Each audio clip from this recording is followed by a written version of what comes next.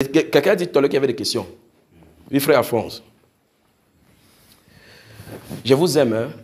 Il y a deux choses que vous allez toujours entendre de ma bouche. Seigneur Jésus, je t'aime. Et vous aussi, je vous aime. Parce qu'on ne peut pas faire autrement. C'est les deux endroits de l'amour. D'accord? Quand moi, je vous dis je vous aime de façon authentique. Ça veut dire que même si vous m'insultez, ça me fait absolument rien. Même si vous insultez, vous dites qu'il est court, il a fait quoi, ça ne change rien à mon amour pour vous. Même si vous m'appelez contre moi, vous dites n'importe quoi, je ne peux pas vous haïr. Parce que je ne veux pas que quelque chose, quelque chose touche ça. C'est pour ça, c'est l'une des raisons pour lesquelles le Saint-Esprit m'a averti que même si on me critique n'importe quoi, que je ne dis même pas I, même pas A. Parce qu'il va faire quelque chose. Il va faire des choses. Je vous dis, la religion est terminée. Amen. Il va faire des choses. Ce que Dieu m'a montré, ce qu'il a d'arriver, je vous le dis. J'ai vu quelqu'un marcher comme ça avec le cancer. Il y a des peaux qui tombent comme ça là.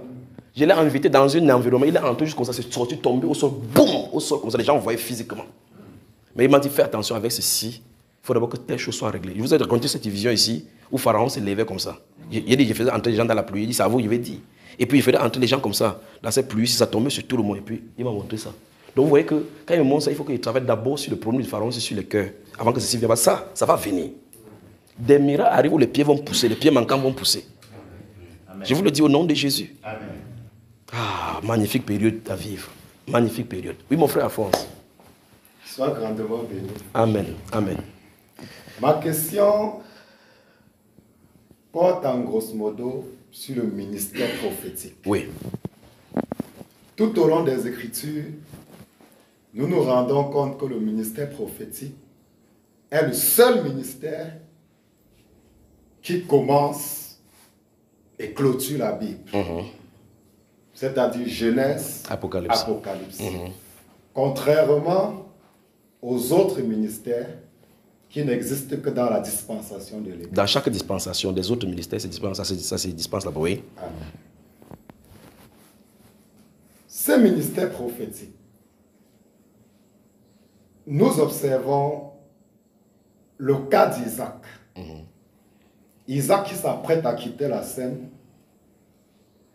il appelle son fils Ésaü. Et il dit à Ésaü, va me chercher du gibier, prépare et que je mange, mon âme te bénisse avant que je meure. Cependant, Rebecca doit positionner Jacob. Et Isaac donne la bénédiction plutôt à Jacob. La question qui me troublait l'esprit depuis des années. Quand Ésaü vient, il dit, mon père. Quand Ésaü vient, il dit, mon père, bénis-moi aussi. Le père doit dire, la bénédiction, je l'ai déjà donnée. Non, il a dit ta bénédiction. Ta bénédiction, je l'ai déjà donnée. Je l'ai béni et aussi il est béni. Et aussi il l'est béni. Et quand Ésaü réclame, le père lui dit en quelque sorte, il n'y a plus rien. Je me pose la question, est-ce que le père ne pouvait pas aussi prononcer des paroles très bien sur la vie des Merci pour cette question. La simple raison, c'est ceci. Les bénédictions ne sortent pas, ce n'est pas à cause de la parole que le prophète parle. En réalité, on lit quelque part. Amen. Viens, je vais te dire quelque chose, viens ici. Lisez la Bible. Vous, ici, là, je crois que si vous parlez de la Bible, vous parlez de gros morceaux. Ouvrez, non, n'ouvrez pas, n'ouvrez pas. Quand il veut commencer une phrase, vous finissez, d'accord? Béni soit Dieu, le Père de notre Seigneur Jésus-Christ, qui nous a... Béni de Les conducteurs parlent comme le ténor. Béni soit Écoutez, béni soit Dieu, le Père de notre Seigneur Jésus-Christ, qui nous a, pas qui va nous bénir, qui nous a bénis de toutes sortes de bénédictions spirituelles dans les lieux célestes en Christ. Donc pendant que quelqu'un est ici, en Christ ici, marchant comme ça, souffrant comme ça depuis des années, quelque chose est réservé pour lui. C'est ça le vrai problème. Le rôle du prophète, donc maintenant, c'est entrer dans des dimensions et regarder ce qui est prévu pour lui et lui dire cela. En réalité, quand on parle de l'esprit de prophète, de deux choses l'une. Soit Dieu déclenche que ça vient en lui pour qu'il déclenche que c'est le moment. Soit le prophète intercède auprès de Dieu. Dieu lui montre ce qu'il en a. Il dit, prends ça pour lui donner. Tu comprends ça, frère? Amen. Maintenant, autre chose maintenant, c'est que dans la vie des prophètes, il y a des choses que Dieu a libéralement données. Que celui-ci, je te donne l'accès ici. Tout ce que je demande sur la terre, je le fais. Et imaginez Élisée. Quelqu'un lui, une femme lui réserve une bienséance en lui construisant une chambre haute. Il dit à Gézi, je me sens, vous allez me faire aller dans un domaine que je ne peux pas parler ce soir-ci. Gézi, voici déjà des années que nous venons ici et nous avons trouvé bienveillant dans la vie de cette femme-ci. Qu'est-ce qu'on peut faire pour elle? Écoutez ce qu'un être humain dit sur la terre. Qu'est-ce qu'on peut faire pour elle? Si c'est les relations, j'ai les relations auprès du président. Je peux parler, on lui donne une parcelle de terrain. Gézi a dit que tu sais quoi? Ah, mais s'il n'a pas d'enfant, qu'est-ce qu'il a dit? Vous l'a dit? Donne-lui un enfant. Bon, vous avez vu un endroit où Élisée a prié que Seigneur, donne-lui un enfant. Hein? Non. Il dit, femme, viens, appelle-le. Appelle-la, il vient. Il dit, femme, viens, l'année prochaine.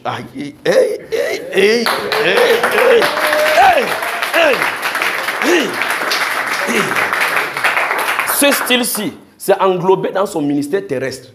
C'est-à-dire que Dieu lui donne l'habilité d'ouvrir les portes, de fermer. Monte chauve. C'est pour ça que les prédicateurs dangereux là ont des armes offensives et défensives. Tu comprends cela? Offensive et défensive. Souvent on vient comme ça, là, on a englobé. La puissance qui est autour de nous, la puissance de raison qui est là-bas. Quand ça commence, il y a des lumières à l'intérieur. Quand ça émet une lumière, un peu comme on met des lumières quelque part, des lasers, vous passez quelque part, vous entendez pip, ça donne l'alerte.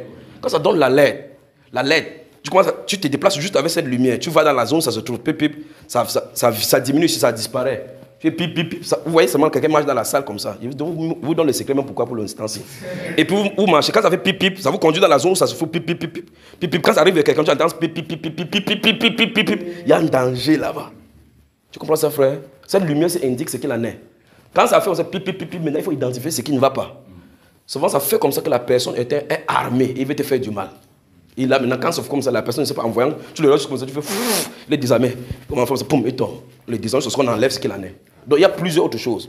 Dans Matthieu chapitre 10, verset 40, il dit que celui qui recevra un prophète en qualité de prophète récompense des prophètes. Les prophètes marchent avec des dons qu'ils distribuent. Voilà la vérité. Tu comprends? Il y a d'autres choses maintenant. C'est pour ça que les choses qui sont accessibles aux êtres humains, le prophète peut donner. Mais ce qui est dans le plan éternel de Dieu ne peut pas changer. On se comprend? Regarde par exemple Pierre. Il va entrer dans le temple, il voit un monsieur là qui est à la belle porte. Il dit, regarde-nous. Il se regarde. On dit, espérant avoir quelque chose. Lui, ce qu'il pensait d'humain, c'est les pièces d'argent. Pierre dit, c'est que j'ai. Remarquons bien que Dieu n'a pas requis la foi de ces garçons-là pour être guéris. La foi de la personne qui était là, parce que lui cherchait l'argent. On ne lui a pas prêché l'évangile pour qu'il ait la foi pour être guéri. Parce que c'est à l'issue de sa guérison que l'évangile est venu après. Et l'évangile n'est pas venu pour lui prêcher. À lui, on n'a pas prêché l'évangile. On l'a guéri. Sa guérison est suffisante pour le sauver. Maintenant, c'est à ceux qui voient la guérison maintenant que la prédication est donnée. Parce que le but du miracle, c'est attirer l'attention. Et donc, celui-là Pierre ne lui dit pas que crois au Seigneur Jésus que tu seras sauvé. Et puis tes pieds vont sortir. Non. Il dit, regarde-nous. On dit, espérant avoir. De toute façon, même quand Pierre lui a dit que lève-toi, il a dit, mais tu sais, il est malade. Parce que Pierre a dû tendre la main pour le lever. Pierre a forcé à lui donner le miracle. Pierre a forcé parce que la Bible déclare que il s'attendait à recevoir quelque chose. Pierre là, quand il regarde, il continue de regarder, il a dit, pam, il a pris la main, foup. Dès qu'il a fait foup, ses deux pieds sont sortis.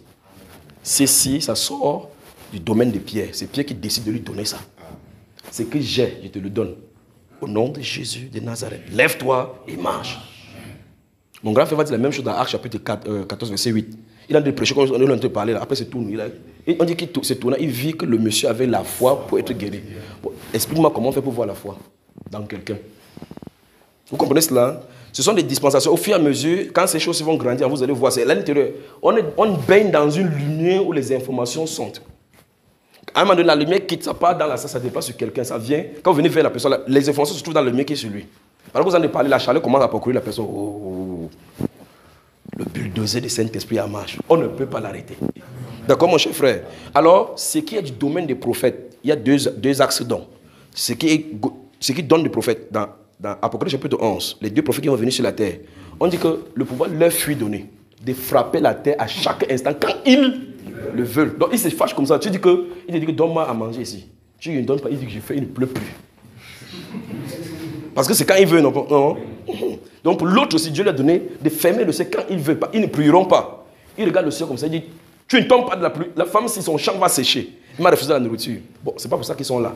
C'est un exemple simplement. Donc ici, on lui a donné la liberté de fermer. Et Jésus avait dit que je vous donne la liberté d'entrer, vous qui avez persévéré vraiment d'entrer et de sortir dans le royaume, de prendre ce qu'il en est. Bon, je vous pose la question, pour qui les dons spirituels qui sont en haut? Pour qui? À qui on a dit, béni soit Dieu, le Père de notre Seigneur Jésus, qui nous a bénis. Le nous là, c'est qui? Regarde, quelqu'un maintenant dit que ça attend quoi en haut?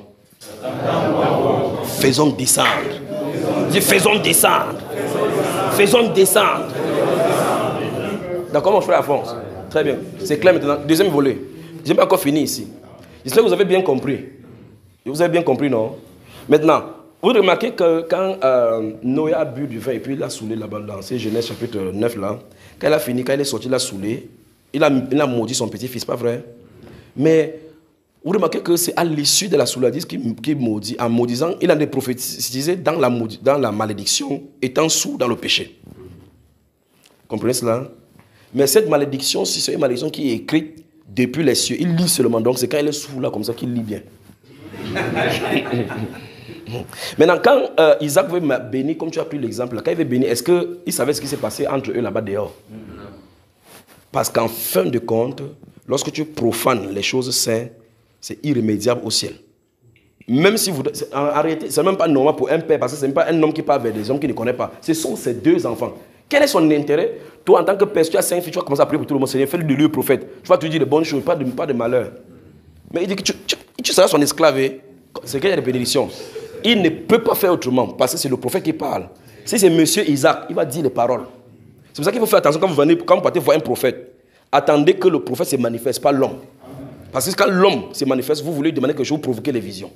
C'est ce que le Saint-Esprit reproche dans le livre de Jérémie. Vos prophètes vers qui vous provoquez les visions. On ne doit pas provoquer les visions. Vous comprenez ce qu'il veut dire, n'est-ce pas? Alors, quand on part vers un prophète, on va demander le prophète. C'est pour ça qu'il faut connaître cette dualité dans les prophètes. Le prophète a une constitution qui est différente de tous les autres êtres humains. Parce qu'il vit dans 2 dimensions. D'accord? Ils ont accès au livre. Tu m'as juste envoyé, on te donne les informations sur quelqu'un. Ça peut te faire péter les plombs. Si c'est quelqu'un qui n'est pas grand et qui n'a pas quelqu'un pour le conduire, il va dire, mais qu'est-ce qui m'arrive? Tu regardes juste quelqu'un comme ça, les informations sortent sur lui, c'est quoi cette histoire? Tu dis, non, c'est moi qui j'ai la tête, je crois que je suis devenu dingue. C'est pas attends. Et puis, à un moment donné, Dieu commence à se former.